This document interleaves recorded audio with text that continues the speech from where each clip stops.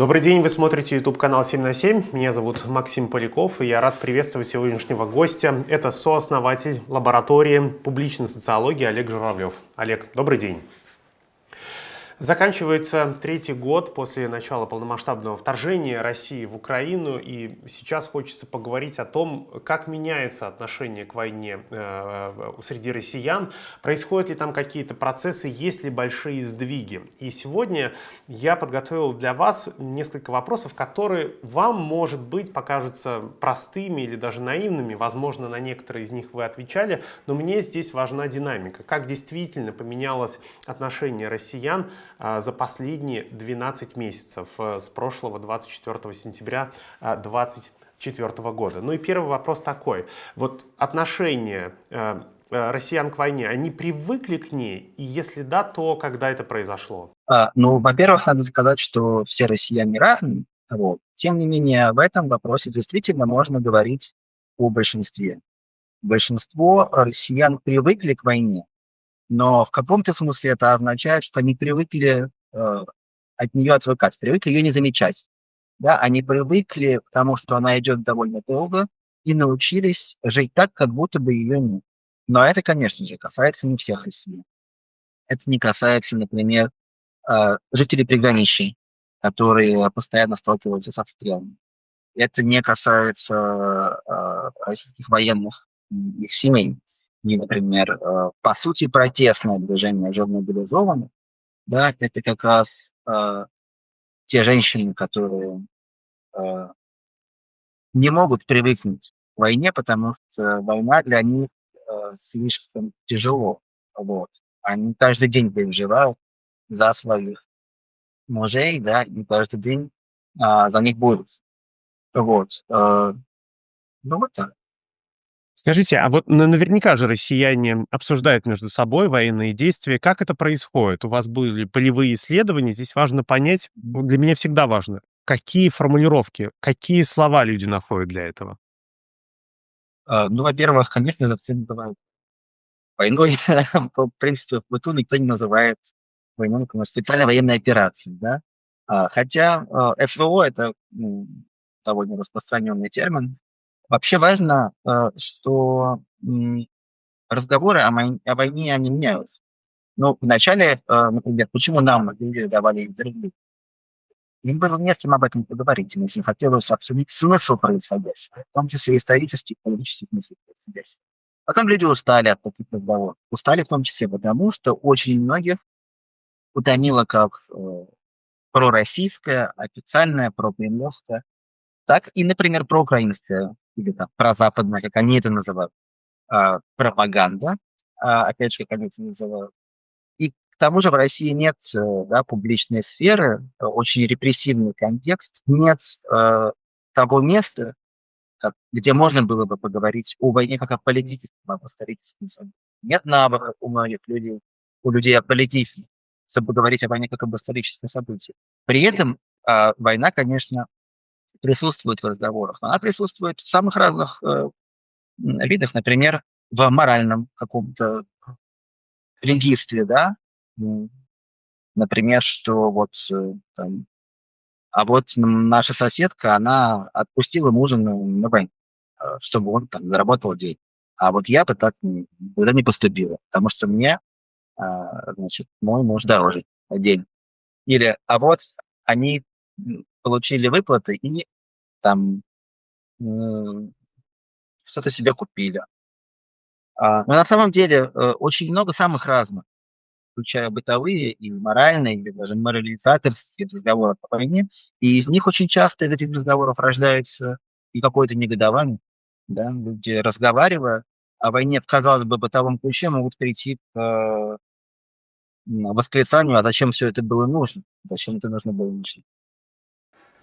Я обратил внимание, когда разговариваю со своими друзьями, которые живут в России, вот я уже почти 3 года не живу в России, я более свободен в своих высказываниях. Так вот, те, кто находится в России, и те, кто вот с одного края, те, кто против войны, занимают там антипутинскую позицию, и те, кто немножко от этого края отодвинут, кто размышляет, кто ищет ответы на вопросы, это, скажем так, возможно, люди, которые были раньше в категории не все так однозначно, а сейчас сдвинулись туда, ближе к противникам войны. Так вот, когда я с ними переписываюсь, например, в Телеграме, я обратил внимание на то, что очень часто люди либо используют эвфемизмы, либо они немного побаиваются писать в открытую свое мнение, потому что понятно, что Телеграм считается плюс-минус безопасной площадкой, мессенджером, но есть сведения о том, что как-то может быть что-то, как-то силовики получают оттуда данные. Поэтому очень много эвфемизмов я вижу.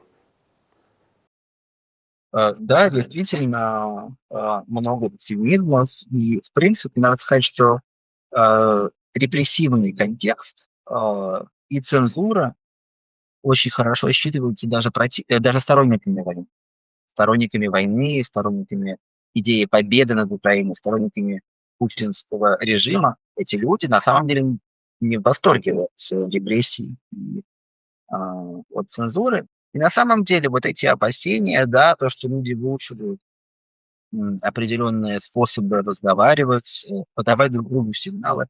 Это интересно. Хотя на самом деле, конечно, это в каком-то смысле немного досадно для социологов, потому что вот вы употребили слово рефлексия, да, что люди сдвигаются. На самом деле рефлексируют, думают, осмысляют, ищут смысл в том, что происходит. Не только те, кто не все так однозначно сдвигается в сторону антивоенной, но и те, кто сдвигаются от антивоенной позиции в сторону принятия и понимания, или даже сочувствия российскому государству, российской армии. Это тоже люди не одурманенные пропагандой, как многие говорят. Это люди, которые пытались найти смысл в том, что происходит, и они его находят. Да? И вот эта рефлексия, она на самом деле захлестывает общество. Но а, сложно из-за того же, да, птичьего языка или из-за особых там способов коммуникации, из-за разницы между приехавшими и оставшимися.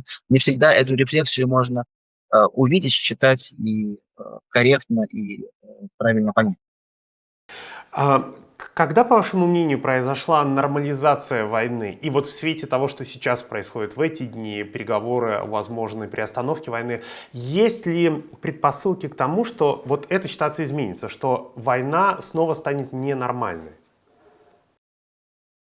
Я думаю, что нормализация вообще ненормального — это все время процесс. Нет какой-то точки, когда что-то было нормальным, а потом стало ненормальным. Да? Это происходит с любым вообще насилием. Да, вот, например, если посмотреть на эволюцию политического насилия в России, да, ну вот сначала, например, там кого-то митинги разгоняли, потом там на журналистов могли там нападать, потом мы видели, что кто-то мог быть убит, или потом мы видели, что там массовые какие-то репрессии, потом вот мы видели войну, а потом мы видели угрозу атомной войны, да, вот, а потом мы видели мобилизацию, а потом мы видели вторжение ВСУ в Курскую область. Ну, то есть, на самом деле, в этом смысле нормализация — это относительная вещь, да, то есть нет такой вот точки, где что-то из нормального превращается в ненормального или из ненормального превращается в нормальное. К тому же нужно сказать вот еще о чем, что для разных, да, групп, для разных людей, для разных семей а, статус войны отличается. Для кого-то, да, для части людей, например, для некоторых людей из среднего класса, кто начинает жить лучше, в том числе жить лучше благодаря той новой макроэкономической политике, которая сопутствует войне. Ну, например, это какая-то часть рабочих, которые стали гораздо больше зарабатывать, часть айтишников, а это могут быть и люди, занятые в образовании. То есть это так называемые бенефициары войны или бенефициары той новой реальности экономической, которая складывается. Для этих людей то, что происходит сейчас, может быть абсолютно нормально. Ненормально было раньше. Ненормальными были 90-е. когда все жили бедно. Ненормальным был ковид, когда государство еще не умело справляться с проблемами. А сейчас государство, да, у нас идет война, но тем не менее санкции и другие проблемы государство успешно решает, отражает. У нас строятся заводы, у нас растет благосостояние, мы плетем сети, у нас гражданское общество поднимается, у нас развивается независимая от Запада экономика. Россия стала независимой страной и наконец-то пришла к некоторой норме. Вот, да? То есть для некоторых война это что-то ненормальное, что они пытаются нормализовать, не замечая, не ища смысл. А для кого-то то, что происходит сейчас, это наконец-то нормальная реальность, которой не было раньше. Вот. Социологи должны понимать, что норма относительна, да, то есть мы не ставим диагноза, мы смотрим, как норма меняется с течением времени и в глазах, и в жизни разных социальных групп. Вы мне напомнили про один важный случай. Мой друг, он в первый месяц после начала полномасштабного вторжения уехал из России и прожил вне России около 1,5 лет. Но потом он вернулся на некоторое время в Москву решать дела с недвижимостью, квартирой, помогать родителям. И он сказал фразу, которая меня очень сильно удивила. Он говорит: Максим, ты знаешь, сейчас в Москве новые 90-е. Я спрашиваю, что ты имеешь в виду? Он говорит: здесь сейчас как будто не совсем действуют законы, здесь действуют правила. Здесь кто наглый, кто быстрее, тот сможет заработать больше денег. Да? Там какая-то часть айтишников уехала, да, какая-то часть специалистов. Есть такой вот запрос на кадры опытные. И вот если у тебя есть опыт, если ты наглый, если ты готов встроиться в систему, то ты заработаешь очень много денег. Схемки. Сейчас работают схемки. Вот его был ответ. Насколько, как вам кажется, вот его оценка совпадает с тем, что видите вы? Я повторю, что оценки могут быть очень разные, даже противоположные. Для кого-то сейчас происходит возвращение к 90-м, распад законности, возвращение насилия. К тому же многие ожидают насилия, когда вернутся военнослужащие с фронта. Вот. Мы видим, например, какие-то новые конфликты между группировками внутри государства. Да, мы видели, наконец, марш Пригожина на Москву, да, и, в принципе, этот марш Пригожина на Москву, если особенно одновременно посмотреть на то, как вооружаются регионы, там строят, запасаются оружием, строят, значит, ополчение тоже, это все может намекать на возврат к 90-м. В глазах других людей все равно наоборот. Государство цивилизованное, наконец-то научилось вести войну, способно интегрировать военнослужащих, они уверены в этом, обеспечить законность и порядок. У нас растет экономика, а в Европе вон там уже рецессия, а в Америке вообще непонятно что. И для них война, даже если они ее не поддерживают, это некоторая перспектива, наоборот, полного разрыва с 90-м, что все, теперь у нас будет цивилизованная, мощная, сильная, хорошая, эффективная, экономически дееспособная. Это очень важно, потому что нет одного взгляда на происходящее. Вот. Общество разное, в нем есть разные группы, разные точки зрения. Я готовился к нашей беседе и читал ваши исследования, которые вы опубликовали год назад об отношении россиян к войне. И там уже год назад вы пришли к выводам, что многие россияне, конечно, да, устали от войны, но они готовы что-то предпринимать, когда будет окно возможностей, когда не будет прямых репрессий за какие-то слова, за действия, за поступки.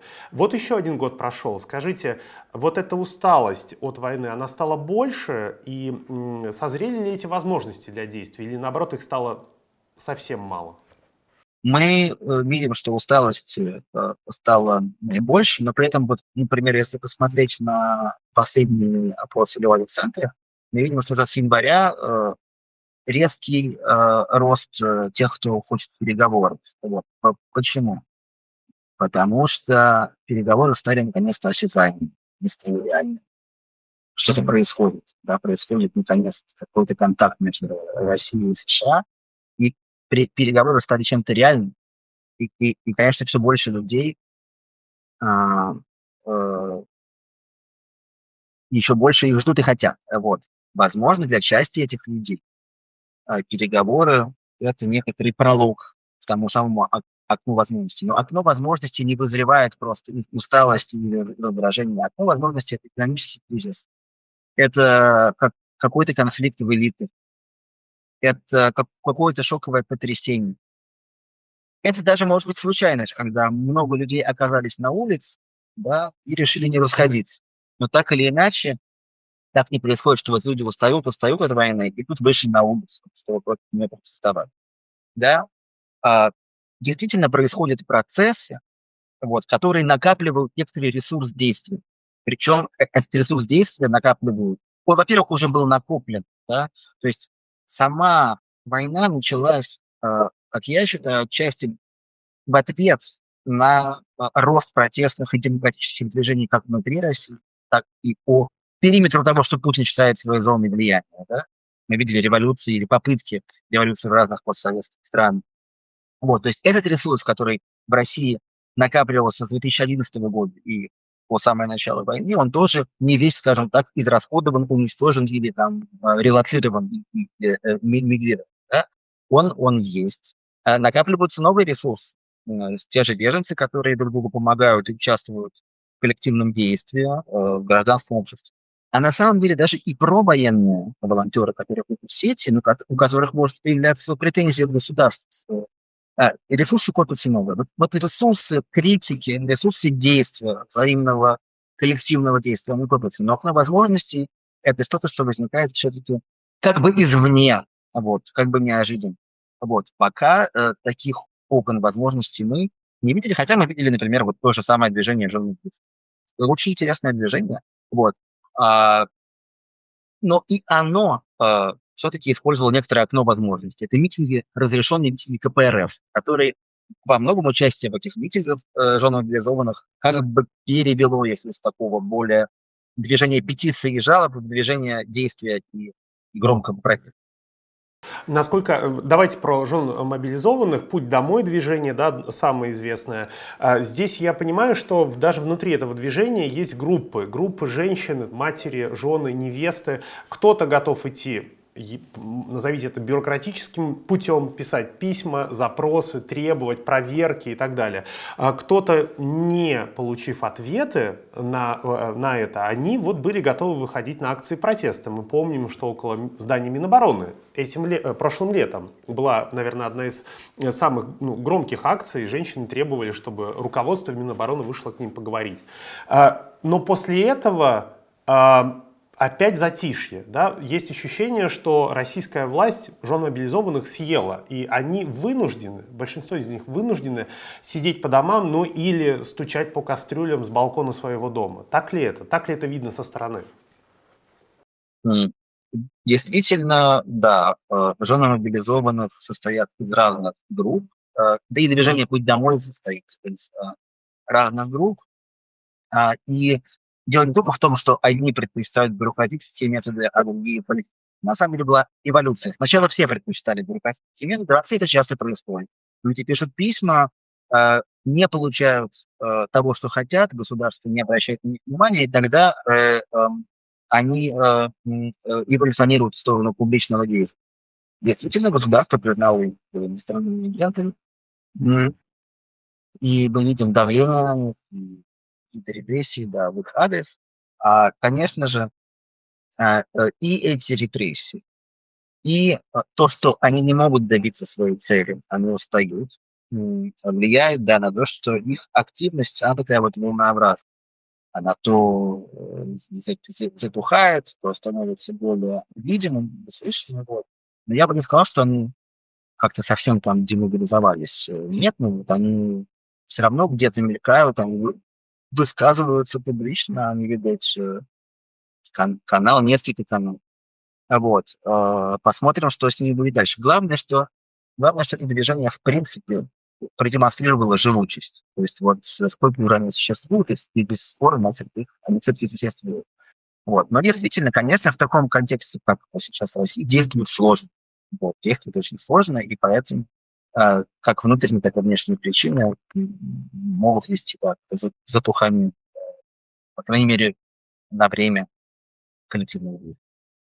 Я напоминаю нашим зрителям, что ваши лайки лишними не бывают. Поставьте, пожалуйста, лайк. Это действительно помогает YouTube понять, что наша беседа интересная, мне она еще и кажется очень важной, и предложить окно с трансляцией другим зрителям. Хочу у вас подробнее спросить про российские регионы.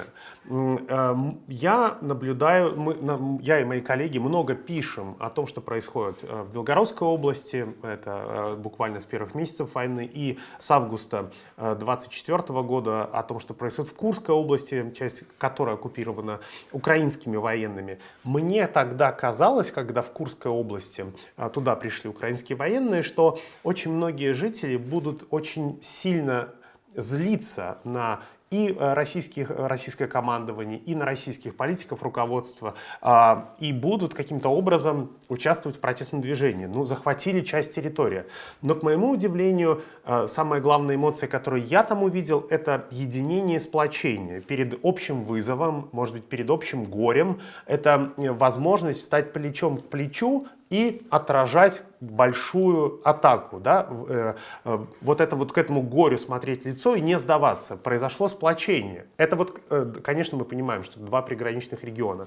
И второй пример. Я родом из Воркуты, из республики Коми, где я прожил очень большую часть своей жизни. Я до сих пор подписан на многие телеграм-каналы, читаю сайты местные, общаюсь с друзьями, которые по-прежнему там живут. И вот там, в Коме, который находится далеко от украинской границы, ощущение складывается, что война давно стала фоном. Она, ну, не то, что никого не волнует, но это уже дежурные сводки от губернатора или от каких-то чиновников о том, что мы сегодня похоронили очередных 3 героев СВО.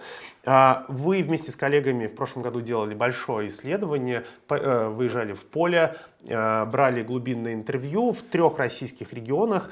Это Свердловская область, Республика Бурятия, Краснодарский край. И дальше продолжили изучать российские регионы. Скажите, каким образом разнится реакция в российских регионах на войну? От чего это зависит? От количества призванных солдат, от близости к украинской границе, от какого-то политического фактора, губернатора, который каким-то образом выстраивает свой нарратив о войне? Это зависит от разных факторов. Конечно, очень большую роль играет близость к зоне боевых действий. Вот. Но играет роль как близость сама по себе, так и та близость, которая чревата ударами по российской территории. Да? И наши исследования, и исследования группы Хроник, которые проводят опросы, показывают, что иногда очень важна с точки зрения влияния на отношение к войне даже не включенность в ту или иную территорию, а непосредственная затронутость войной. Причем это не обязательно, что снаряд там попал в дом. Например, это может быть досмотр машин. Дорога, да, без зоны боевых действий, поэтому там каждый день досматривают машины. Ну, ты думаешь, сколько можно, да, и включаешься в осмысление процесса. Что еще важно? Конечно же, важно, сколько людей мобилизуют, сколько людей уходит на фронт. Да. Где-то уходит много людей, где-то уходит мало людей. И погруженность людей в войну, конечно же, связана с этим. Причем ведь вы понимаете, что одно дело смотреть телевизор, а другое дело постепенно накапливать личные знания. И чем больше в твоем регионе людей, которые ушли на фронт, людей, которые вернулись с фронта, и людей, которые не вернулись с фронта, чем больше у тебя личного знания, личного впечатления о войне, этим знанием ты обмениваешься со своими, значит, там, односельчанами, горожанами, согражданами. Вот.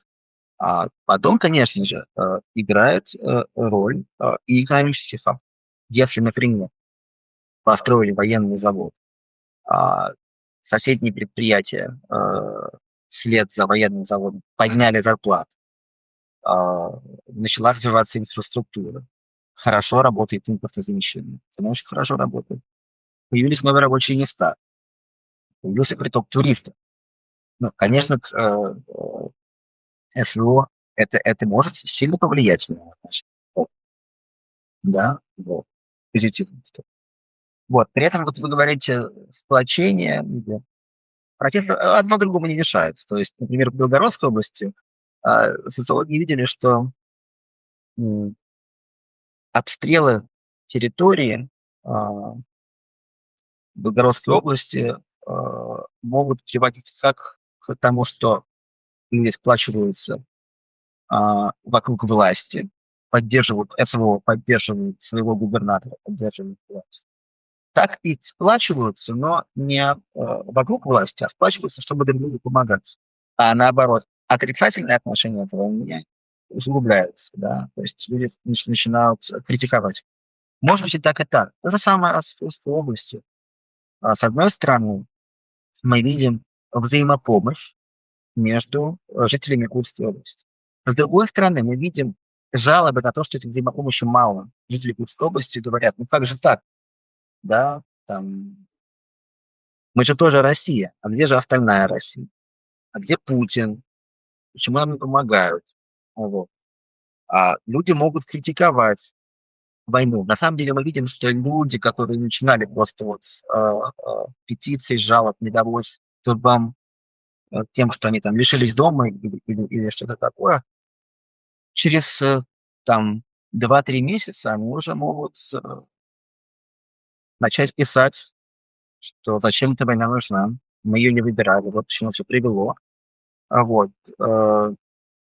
При этом одновременно люди могут сочувствовать российским военным, потому что беда общая, да. И действительно, солидарность, нехватка солидарности, критика властей, но и кооперация с ними, а, неприятие, ненависть к войне, и при этом помощь военным, все это может соседствовать друг с другом. Да? Вопрос в том, как это все меняется в течение времени. Тут нету какого-то вот одного вектора или одной колеи, по которой все это развивается. Мы пытаемся высвечивать разные тенденции, выделять магистральные, связанные друг с другом.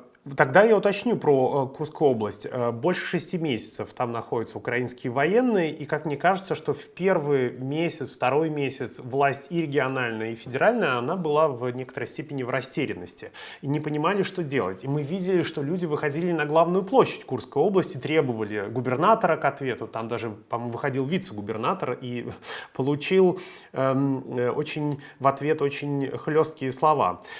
И вот буквально на днях Владимир Путин распорядился начинать выплачивать достаточно весомую для жителей Курской области сумму ежемесячно. Но мне это напомнило тушение пожара. Вот пожар длится больше 6 месяцев, и наконец-то они чуть-чуть стали тушить. И это для меня было неким сигналом, ведь это могло длиться и дольше. Видимо, внутренняя социология, которая наверняка проводится в Курской области, командой губернатора замерила вот этот вот рост протестных настроений.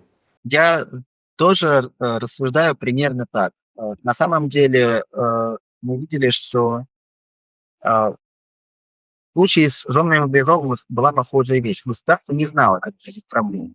Частичная мобилизация и вообще война такого масштаба – это нечто новое.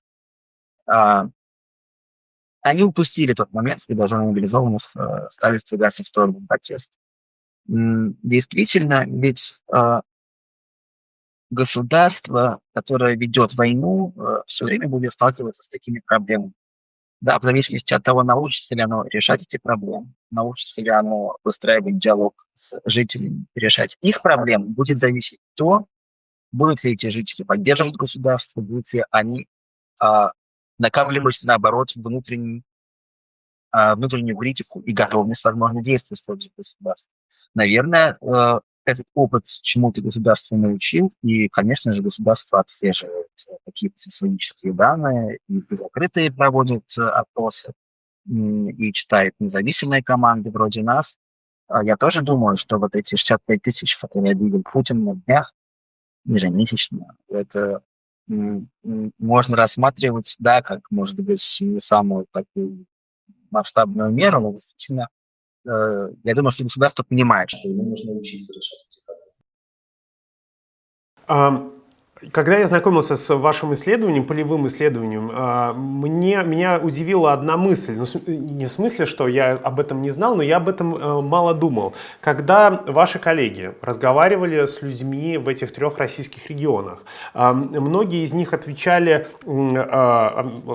явно, какое у них отношение к войне, но у очень большого количества не было сформулировано отношение, не было какого-то четкого мнения о том, как относиться к тому, что происходит. И мне кажется, именно поэтому, да, эти интервью у вас в исследовании возникли, чтобы понять логику их размышления. А вот что для вас вот именно в этом процессе стало самым большим удивлением, в этой логической цепочке, которую выстраивали люди, отвечая на вопросы ваших коллег? Да, ну, во-первых, совершенно верно. Мы поняли, что у большинства людей нет четкого мнения по поводу войны, поэтому, когда ты проводишь опрос и спрашиваешь про мнение, ты получаешь что-то другое. Не то, что люди думают, да, а ты получаешь то, что они выбирают.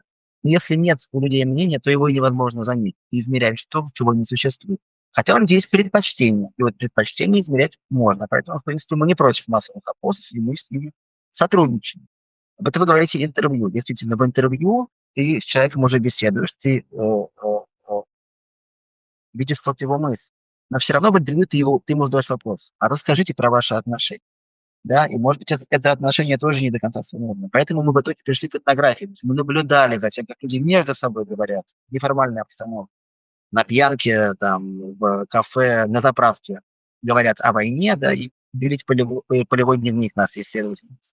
Вот. И там было много интересного. Например, люди могли а, очень критически говорить про войну, а при этом, если задать им конкретный вопрос, а может быть, не нужно было начинать, они говорили, да нет, нет, нужно. Почему? Потому что они сразу чувствовали, что задета какая-то вот их связь с Россией, от имени которой ведется война, да, и если вот в одном регистре они это критикуют и даже наращивают критику, вот, например, не дали выплаты, то зачем нужно было начинать?